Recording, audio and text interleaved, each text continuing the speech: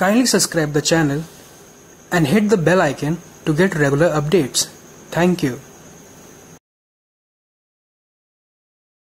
Hello children, I am Ashish, your subject teacher, and today I am going to teach you the 4th chapter of your English literature book. The name of the chapter is The Brook. Brook means Choti Nadi. Lord Alfred Tennyson is the poet of this poem. इस poem में river अपनी journey के बारे में बताती है कि कहाँ से वो आती है, कहाँ जाती है, किन किन जगहों से होकर के वो बहती है. It's a beautiful poem. So let's get started. I come from haunts of coot and hern.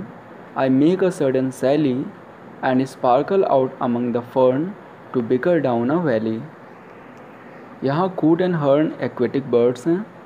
Beaker means होता है झगड़ना, लेकिन हम यहाँ लेंगे शोर मचाना. नदी कहती है कि मैं उस जगह से आती हूँ जहाँ कूट और हर्न रहते हैं. मैं अचानक से आती हूँ उछाल लेते हुए. मैं फर्न के पेड़ों के बीच चमकती हुई और शोर मचाती हुई नीचे घाटी की ओर बहती हूँ. By 30 hills I hurry down or slip between the ridges. By 20 thorps a little town and half a hundred bridges. थ्रॉप्स की मीनिंग यहाँ गिवन है गांव, और स्लिप की मीनिंग हम यहाँ लेंगे बहना.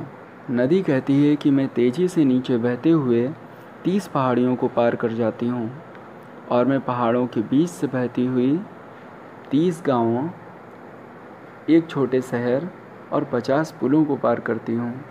Till last by Philip's farm I flow to join the brimming river. For men may come and men may go but I go on for ever. यहाँ ब्रिमिंग की मीनिंग हमें गिवन है. Brimming river means उफनाती नदी. Brook कहती है वह आखिर तक फिलिप के खेतों से होते हुए उफनाती रिवर से मिल जाती है. चाहे इंसान आए या जाए, लेकिन वह हमेशा बहती रहती है. आशय यह है कि इंसान की जर्नी ख़त्म होती है और फिर शुरू होती है. इंसान जन्म लेता है, मरता है, लेकिन ब्रूक कहती है कि मेरी जर्नी कभी नहीं ख़त्म होती, मैं हमेशा बहती रहती हूँ. I chatter over stony ways in little sharps and trebles. I bubble into aiding bass, I babble on the pebbles. यहाँ शार्प्स एंड ट्रेबल्स की मीनिंग गिवन है शोर मचाना. एडिंग बेस मीन्स होता है घुमावदार मोड़. नदी कहती है कि जब मैं पथरीले रास्तों के ऊपर से होकर गुजरती हूँ तो शोर मचाती हूँ, और घुमावदार मोड़ पर मैं बुलबुले बनाती हूँ, और कंकड़ पत्थरों पर जब मैं बहती हूँ तो वहाँ भी शोर करती हूँ.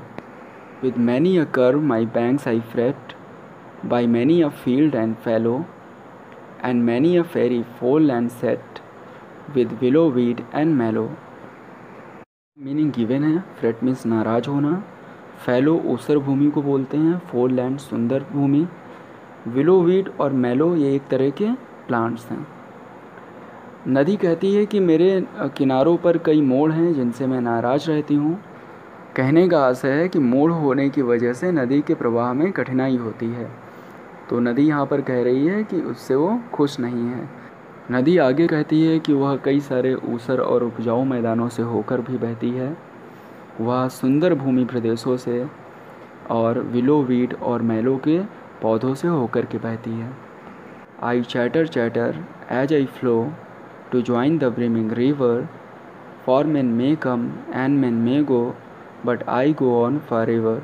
ब्रूक कहती है कि वह शोर मचाते हुए उफनाती नदी से मिलने के लिए बहती रहती है.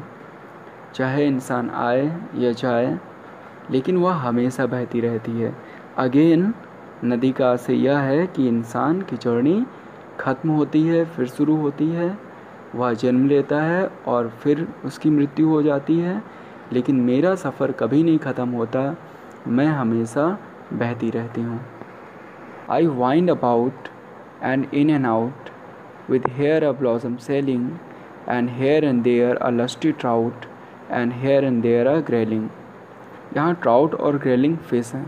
लस्टी मीन्स होता है मोटा या मोटी, एंड ब्लॉसम सेलिंग का मतलब है कि जो फूल गिरते हैं ऊपर पेड़ों से तो नदी के ऊपर तैरते हैं उसे ही यहाँ पर ब्लॉसम सेलिंग बोला गया है।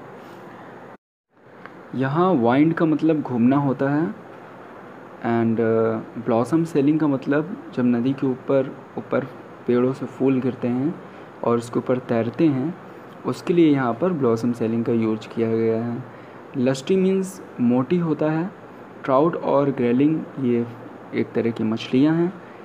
नदी कहती है जब मैं घुमावदार रास्तों से गुजरती हूँ तो मुझ पर ब्लॉसम सेलिंग होती है, यानी आसपास के जो फूलदार वृक्ष होते हैं वो उस पर फूल बरसाते हैं और मेरे आसपास कई सारी मोटी ट्राउट मछलियाँ होती हैं और ग्रेलिंग मछलियाँ होती हैं। And here and there a foamy flake upon me as I travel with many a silvery water break above the golden gravel. यहाँ पर फोमी फ्लैग का मतलब झाग होती है और वाटर ब्रेक होता है जब पानी अचानक से मुड़ता है तो एक पानी की लहर से बन जाती है, जिसे वाटर ब्रेक बोलते हैं। ग्रेवल मीन्स कंकड़ पत्थर। नदी कहती है कि मेरी यात्रा के दौरान झाग मेरे ऊपर यहाँ वहाँ होती है और उसी दौरान सुनहरे पत्थरों पर कई चमकीली वाटर ब्रेक भी दिखाई देती हैं। I draw them all along and flow to join the brimming river, for men may come and men may go, but I go on forever। यहाँ draw means होता है खींचना। नदी कहती है कि मैं इन सारी चीज़ों को अपने साथ खींचती हुई उस उफनाती रिवर से मिलने के लिए बहती हूँ, चाहे इंसान आए या जाए, लेकिन मैं हमेशा बहती रहती हूँ। I steal by lawns and grassy plots, I slide by hazel covers, I move the sweet forget-me-nots that grow for happy lovers। Steal means होता है चुपचाप बहना, धीरे धीरे।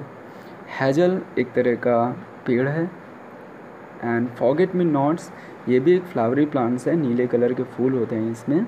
नदी कहती है कि मैं घास के मैदानों से होते हुए धीरे धीरे और चुपचाप बहती हूँ। मैं हैजल के पेड़ों को छूती हूँ और मैं फॉरगेट मी नॉट्स के सुंदर फूलों को बहा ले जाती हूँ जो प्रेमियों के लिए उगते हैं। I slip I slide I gloom I glance among my skimming swallows, I make the netted sunbeam dance against my sandy shallows. यहाँ पर हम स्लिप का मतलब बहना, ग्लूम का मतलब चुपचाप बहना और ग्लैंस का मतलब आसपास देखना से लेंगे। स्किमिंग स्वैलोज वो बर्ड्स होते हैं जो नदी के ऊपर तैरते हैं। नदी कहती है कि मैं बहती हूँ, मैं चुपचाप बहती हूँ और अपने आसपास देखती हूँ और अपने ऊपर बहने वाले छोटे मोटे पंछियों के साथ बहती हूँ। फिर वो कहती है कि मैं सूरज की किरणों से एक जाल बनाती हूँ जो मेरे रेतीले सतह पर नृत्य करता है। कहने का आशय यह है कि जब पत्तियों से छन करके धूप नीचे सतह पर पड़ती है नदी की, तो पानी के बहाव से ऐसा प्रतीत होता है कि वह सूरज की किरणों से बना जाल नृत्य कर रहा है। I murmur under moon and stars in brambly wildernesses, I linger by my shingly bars, I loiter round my cresses. यहाँ ब्रेमली मीन्स कंटीला, सिंगली मीन्स कंकड़ीला, क्रेसेस पौधे होते हैं और लॉइटर मीन्स होता है मटर गश्ती करना। नदी यहाँ कहती है कि मैं चंद्रमा और सितारों के नीचे गुनगुनाती हूँ और कंकड़ीले रास्तों और कटीले झाड़ियों से होकर के धीरे धीरे बहती हूँ और क्रेसेस के पौधों के आसपास मटर गश्ती करती हूँ। And out again I curve and flow to join the brimming river, for men may come and men may go, but I go on for ever. Brook कहती है कि मैं फिर से मुड़ती हूँ और बह जाती हूँ एक उफनाती नदी से मिलने के लिए, चाहे इंसान आए या जाए, लेकिन मैं हमेशा बहती रहती हूँ। This was the explanation of the chapter. Hope you might have understood it very well. Thank you.